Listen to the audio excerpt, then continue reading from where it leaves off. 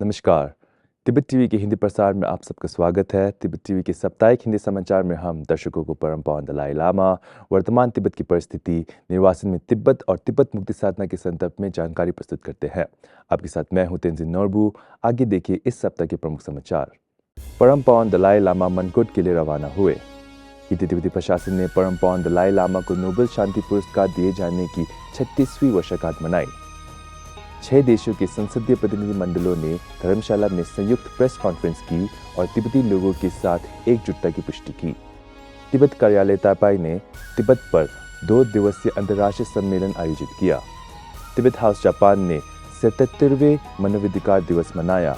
Tibet policy institute ने नई दिल्ली में तिब्बत में पीपल्स रिपब्लिक ऑफ चाइना के ग्रीन एनर्जी अभियान के अंधेरे पक्ष पर एक पैनल चर्चा आयोजित किया। भारत तिब्बत समन्वय कार्यालय ने उत्तर प्रदेश में 1 सप्ताह तक चलने वाली तिब्बत जागरूकता वार्ता श्रृंखला शुरू की।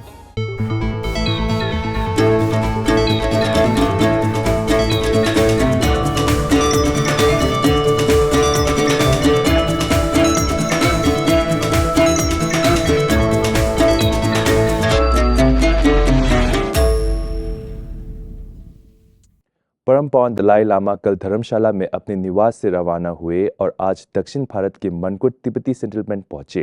Wherever I go, Indian public really showing me genuine compassion,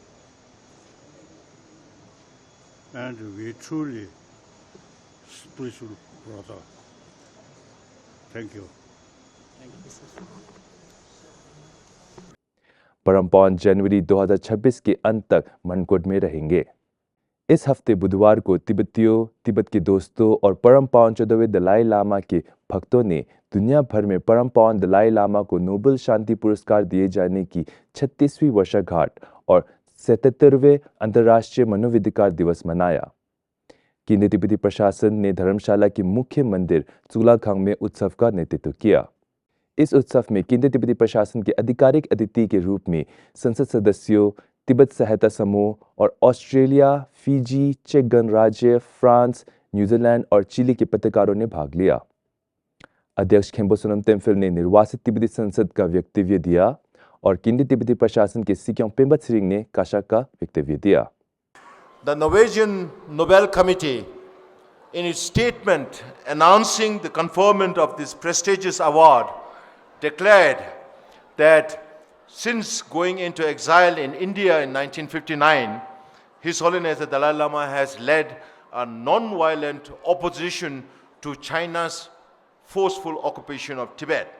His Holiness, in his acceptance speech, expressed that the Nobel Peace Prize reaffirms our conviction that with truth, courage and determination as our weapons, Tibet will be liberated.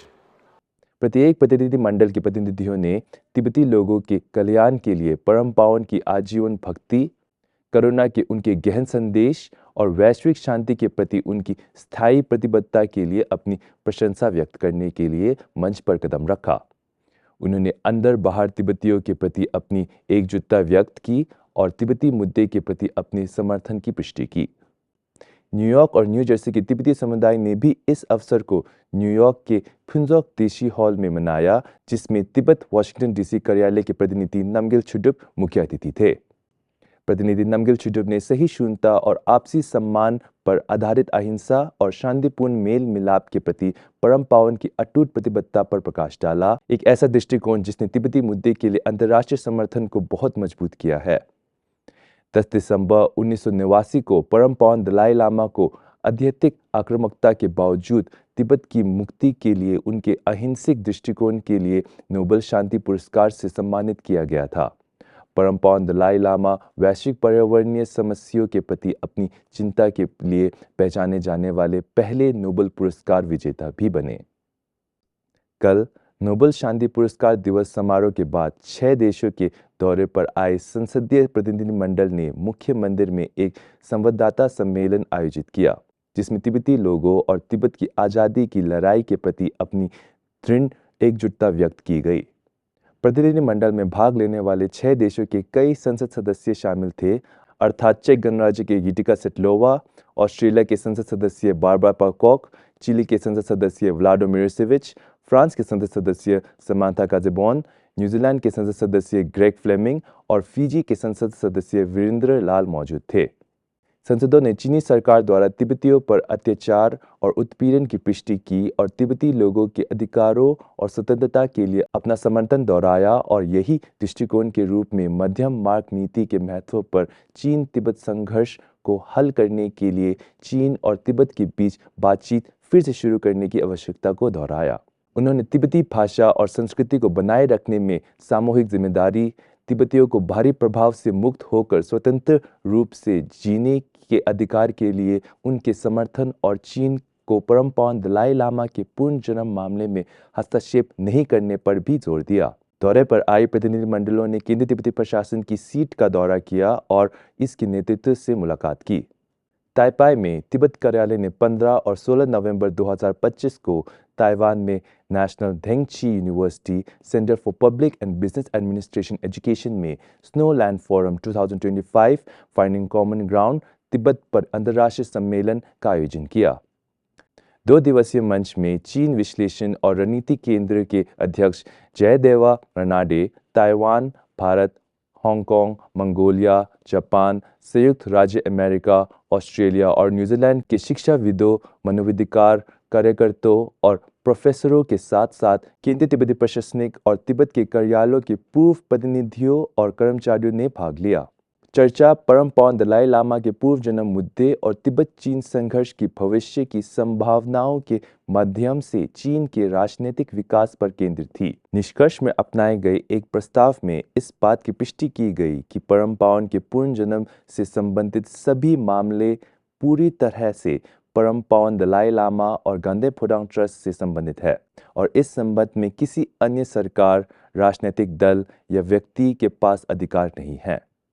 Japan में Tibet house और तिब्बत समुदाय के साथ 11 देश Shibuya महिला plaza hall Tokyo में संयुक्त राष्ट्रीय मानवाधिकार दिवस की घोषणा की 77वें वर्षगांठ मनाने में शामिल हुए।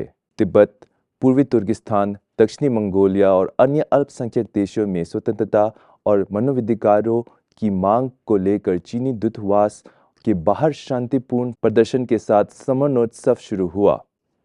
कार्यक्रम में तिब्बत हाउस जापान से टशी यांगजोम और म्यांमार, कंबोडिया, बेलारूस, ताइवान, पूर्वी तुर्किस्तान, दक्षिणी मंगोलिया, हांगकांग, मुख्य भूमि चीन, उत्तर कोरिया और यूक्रेन के प्रतिनिधियों ने अपनी अपनी क्षेत्रों में राजनीतिक उत्पीड़न और मानवाधिकारों के उल्लंघन के विवरण साझा किए। सत्तावादी शासन के तहत रहने वाले लोगों के बीच एकता का आह्वान किया और हिंसा को समाप्त करने और स्वतंत्रता बहाल करने के लिए अंतर्राष्ट्रीय हस्तक्षेप की अपील की। 1 दिसंबर 2025 को तिब्बत नीति संस्थान ने तिब्बत श्रृंखला के लिए तीसरी जलवायु कार्रवाई के हिस्से के रूप में तिब्बत अंतर्राष्ट्रीय केंद्र नई दिल्ली में तिब्बत में पीपल्स रिपब्लिक ऑफ चाइना की तथाकथित हरित ऊर्जा क्रांति की गंभीर पारिस्थितिक और सामाजिक लगतों को प्रकाश में लाने के लिए एक पैनल चर्चा का आयोजन किया। चीन की हरित ऊर्जा का काला पक्ष तिब्बत में पर्यावरण विनाश शीर्षक वाली चर्चा में थिंक टैंक, विश्वविद्यालयों, मीडिया संस्थानों और स्वतंत्र विशेषज्ञों के शोधकर्ताओं ने भाग लिया। चर्चा में 2 सत्र शामिल थे। पहला सत्र तिब्बत में होने वाली खनन गतिविधियों और उसके परिणामों पर केंद्रित था और दूसरा मुख्य रूप से तिब्बत में मेगा बांधों के निर्माण के आसपास था, जिसके परिणामस्वरूप समग्र रूप से पारिस्थितिकी तंत्र में व्यवधान उत्पन्न था। परम पावन दलाई लामा ब्यूरो नई दिल्ली के सचिव थुंडुप गेल्पो ने समापन भाषण दिया, जहां उन्होंने तिब्बत को एक महत्वपूर्ण वैश्विक जलवायु मुद्दे के रूप में मान्यता देने जाने की तत्काल आवश्यकता पर बल दिया। भारत तिब्बत समन्वय कार्यालय ने 10 से 17 दिसंबर 2025 तक उत्तर प्रदेश में भारत तिब्बत संबंध साझा विरासत साझा भविष्य विषय पर अपनी तिब्बत जागरूकता टॉक श्रृंखला शुरू की। भारत तिब्बत संवाद मंच ने इटको टीम के साथ मिलकर उत्तर प्रदेश के कुशीनगर के नमगेल मठ हॉल में परम पावन दलाई लामा के नोबेल शांति पुरस्कार दिवस की 36वीं वर्षगांठ के दौरान मुख्य अतिथि श्री रजनीकांत मणि त्रिपाठी के उपस्थिति में एक कार्यक्रम आयोजित किया। मुख्य वक्ता भारत तिब्बत समन्वय कार्यालय नई दिल्ली की समन्वयक टशी तिकी ने भारत तिब्बत संबंधों तिब्बती पहचान की चीनीकरण के उद्देश्य से दमनकारी नीतियों के तहत तिब्बत में मानवाधिकार की स्थिति की जमीनी हकीकत और चीन के औपनिवेशिक शैली के बोर्डिंग स्कूल की काली वास्तविकताओं और भारत की हिमालय सीमाओं पर भू राजनीतिक खतरे पर विस्तृत जानकारी साझा की।